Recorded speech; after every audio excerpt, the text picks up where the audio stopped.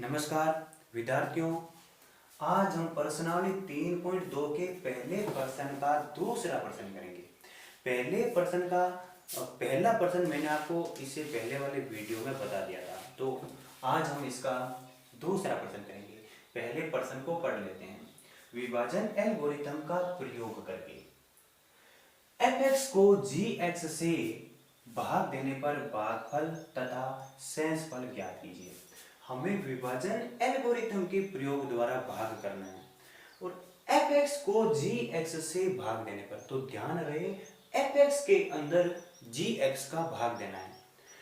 fx को gx से भाग देने पर भागफल तथा शेषफल ज्ञात कीजिए। हमें fx भी दे रखा है और gx भी दे रखा है। हमें प्रश्न के अंदर बता दिया गया है कि fx के अंदर gx का भाग देना है, तो हम इस भाग को समझते हैं। तो सबसे पहले तो हल लिख के और हमें जो प्रश्न के अंदर दे रखा है उसको लिख लेते हैं। हमें प्रश्न के अंदर fx दे रखा है और gx दे रखा है, तो fx को भी लिख लेते हैं और fx हमें दे रखा है x cube minus 3x square plus 5x और माइनस 3। ये fx हमें दे रखा है जो हमने लिख दिया। उसके बाद हमें gx भी दे रखा है, तो हम gx को भी लिख लेते हैं। gx हमें दे रखा है x स्क्वायर माइनस 2, तो उसको भी हमने लिख लिया। अब इसके बाद हमें fx के अंदर gx का भाग देना है, तो भाग की प्रक्रिया कैसे होगी उसको आगे समझते हैं। भाग देने पर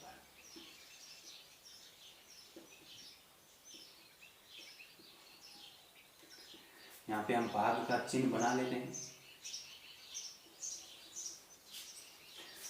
इसके अंदर तो भाज्य को लिखेंगे, यानी जिसके अंदर भाग दिया जाएगा। यहाँ पे fx के अंदर भाग दिया जाएगा तो fx को अंदर लिखेंगे, तो x cube minus 3x square plus 5x और माइनस 3।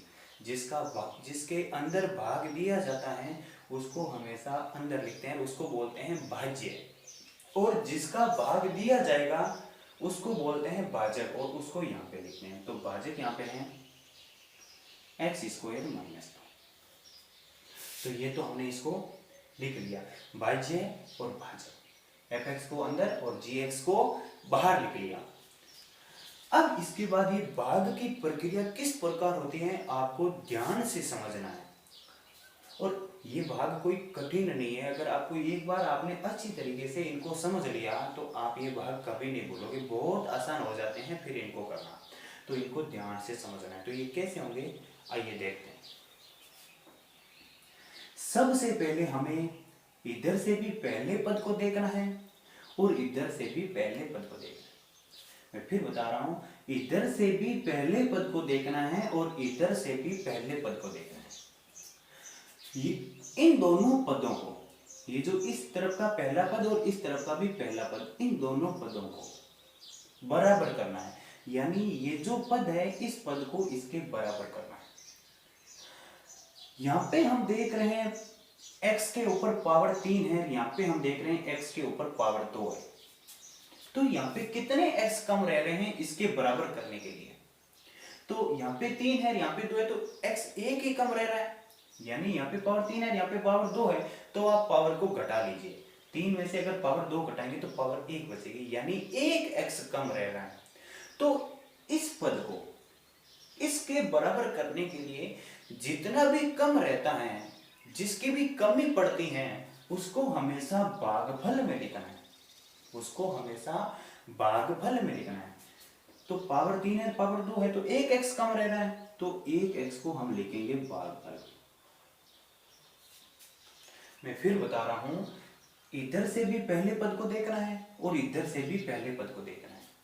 हमें इस पद को इस पद के बराबर करना है, और बराबर करने के लिए जिसके भी कमी रहती है उसको हमेशा भागफल में लिखना है। यहाँ पे x की पावर 3 है, यहाँ पे x की पावर 2 है, तो यहाँ पे हमें साफ नजर आ रहा है कि यहाँ पे एक x कम रह रहा है। तो उसको आप भागफल में लिख लीजिए। तो अब उसके बाद ये तो हो गया इसका पहला स्टेप। अब आगे क्या करना होता है ध्यान से देखना, ये जिसकी भी कमी रही है ना उसकी आपको गुणा करनी है इससे, भाजक से। यहाँ पे x की कमी रही थी तो इसकी गुणा करनी है आपको इस पूरे पद से। तो यहाँ पे मैं आपको रफ कायदे लिख लेते हैं। पहले इसको लिख लेते हैं और इसकी गुणा करेंगे हम इससे। अब ये गुणा कैसे होगी देखिए, एक्स स्क्वायर की गुणा करेंगे हम एक्स से।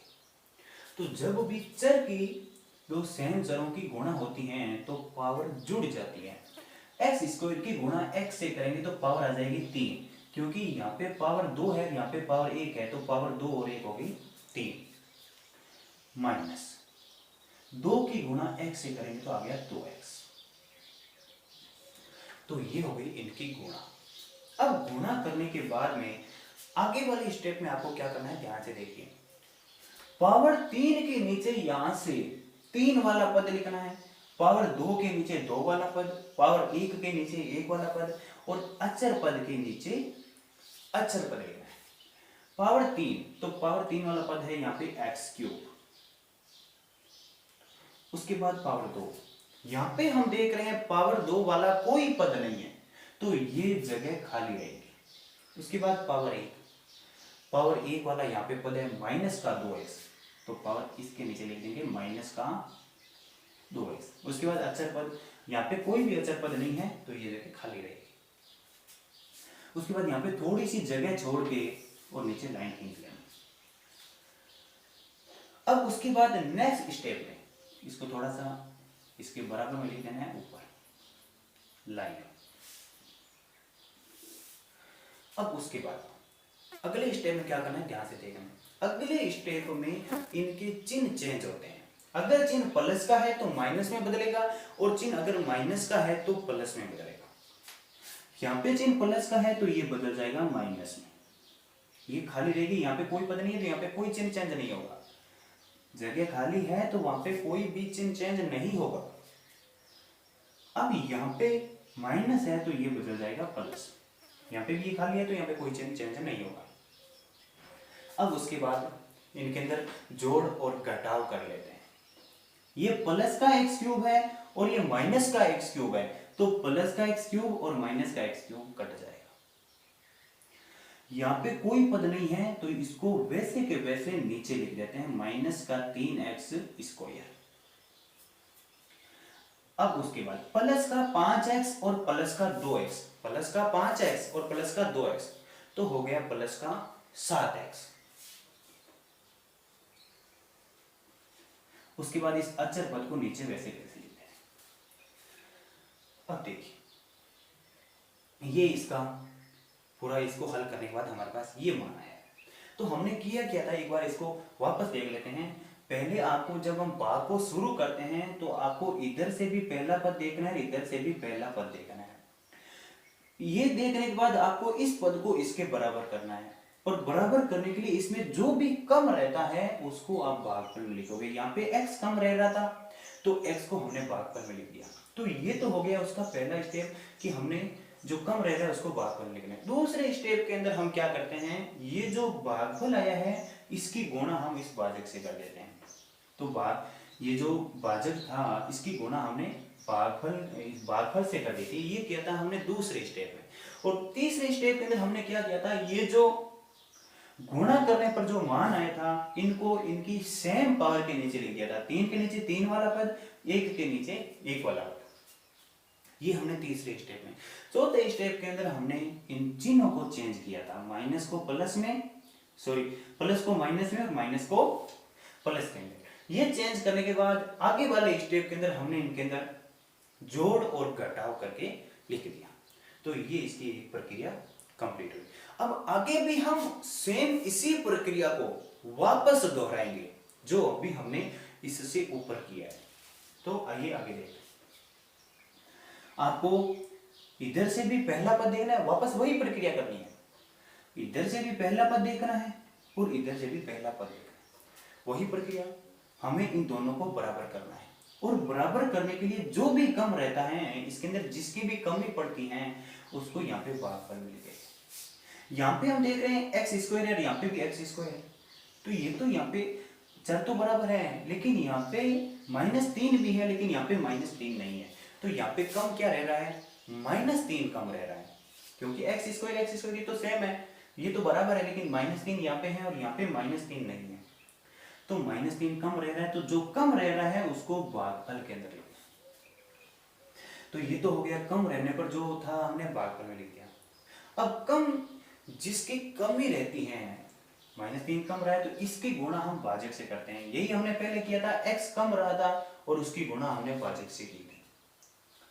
अब -3 कम रहा है तो -3 की गुणा इसे करेंगे, एक्स स्क्वायर -2 और इसकी गुणा करेंगे हम -3 से। तो देखते हैं कितना आते हैं। सबसे पहले तो यहाँ पे प्लस है, यहाँ पे माइनस है, प्लस माइनस हो गया माइनस। 3 की गुणा एक्स स्क्वायर से करेंगे, आ गया 3x स्क्वायर। उसके बाद यहाँ पे भी माइनस है, यहाँ पे भी माइनस है, माइनस माइनस हो गया प्लस। अब 3 की गुणा 2 से करेंगे, आ गया 6। अब ये जो मान आया है ये इसके नीचे लिखेंगे, पावर 2 के नीचे 2 वाला पद, 1 के नीचे 1 वाला और अचर पद के नीचे अचर पद। यहाँ पे पावर 2 है तो पावर 2 वाला पद ये हो गया -3x स्क्वायर। उसके बाद पावर 1 वाला पद इसके अंदर है ही नहीं, अचर पद, और अचर पद इसके अंदर आया है +6। अगर पावर 1 वाला पद नहीं है तो वो जगह हमेशा खाली रहेगी। यहाँ पे माइनस है तो ये, अब हम चिन्ह चेंज करेंगे तो ये माइनस था तो किस में बदल गया, प्लस में। अब यहाँ पे कोई भी पद नहीं है तो ये जगह, यहाँ पे कोई भी चिन्ह चेंज नहीं होगा, ये प्लस है तो बदल जाएगा माइनस में। अब देखो माइनस का 3x स्क्वायर और प्लस का 3x स्क्वायर तो सेम पद है, प्लस माइनस कट गया। अब उसके बाद ये 7x वैसे कैसे लिख देंगे। अब आगे -3 और -6, -3 और -6 तो हो गया -9। अब यहाँ पे हम देख रहे हैं यहाँ पे पावर है 2 लेकिन यहाँ पे पावर रह गई 1, यानी भाजक से यहाँ पे पावर आ गई है कम, तो ये आ गया हमारे पास शेष पद, और ये जो हमारे पास आ गया भागफल। तो इनको हम लिख लेते हैं अलग से, आते हैं भागफल बराबर x -3 शेषफल आ गया हमारे पास 7x -9। तो ये हो गया विभाजन एल्गोरिथम विधि द्वारा भाग। हमें सिर्फ एक स्टेप को समझना होता है और बाकी के स्टेप उसी आधार पर पूरे भाग के अंदर चलते रहते हैं। तो इसका जो ये जब पहले का दूसरा था, अब इसका पहले का जो तीसरा है वो करेंगे हम नेक्स्ट वीडियो में। तो थैंक यू।